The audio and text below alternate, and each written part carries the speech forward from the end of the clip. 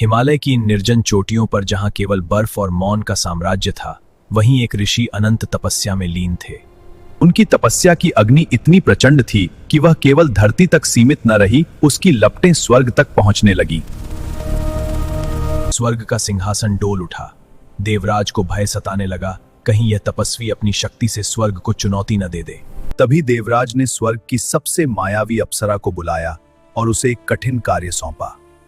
जाओ और ऋषि की समाधि भंग करो।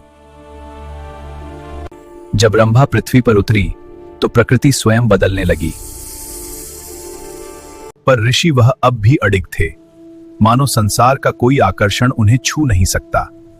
तभी गुफा के द्वार पर वह ठहरी और सन्नाटा संगीत बन गया।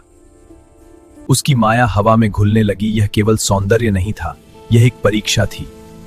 उसने नृत्य शुरू किया। यह केवल नृत्य नहीं था, यह प्रकृति का मौन आमंत्रण था। उसका हर एक कदम ऋषि के वर्षों के संकल्प पर अदृश्य चोट कर रहा था। ऋषिवर, आंखें खोलिए, देखिए स्वर्ग स्वयं आपके द्वार पर आया है। उसकी आवाज मखमल सी थी, लेकिन उसका अर्थ तीखा था। वह इतनी करीब आ गई कि उसकी सांसों की ऊष्मा ऋषि के चेहरे को छूने लगी। वर्षों का संयम और सामने खड़ा अद्भुत सौंदर्य, दोनों के बीच युद्ध छिड़ चुका था। उसका स्पर्श बिजली की तरह था, क्षणिक पर निर्णायक। और तभी ऋषि एकांत ने अपनी आंखें खोल दी। उनकी आंखों में क्रोध की अग्नि थी, पर वह अग्नि धीरे धीरे पिघलने लगी।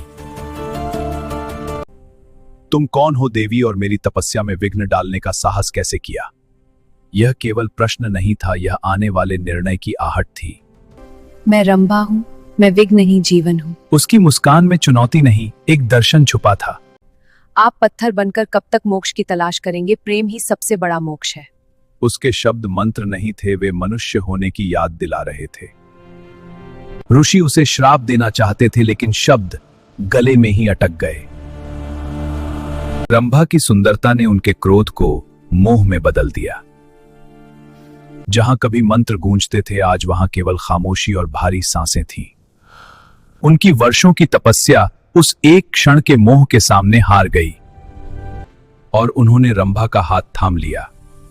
उस रात हिमालय गवाह बना कि कैसे एक अप्सरा ने एक योगी को प्रेमी बना दिया।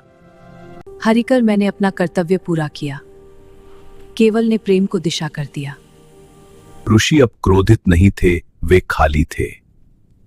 उन्होंने शक्ति खो दी थी, पर एक ऐसी भावना पाई जो शायद देवताओं को भी नसीब नहीं, मानवीय प्रेम। ऋषि ने फिर आंखें बंद कर लीं, लेकिन इस बार तपस्या शक्ति पाने के लिए नहीं, बल्कि रंभा की यादों को भुलाने के लिए थी।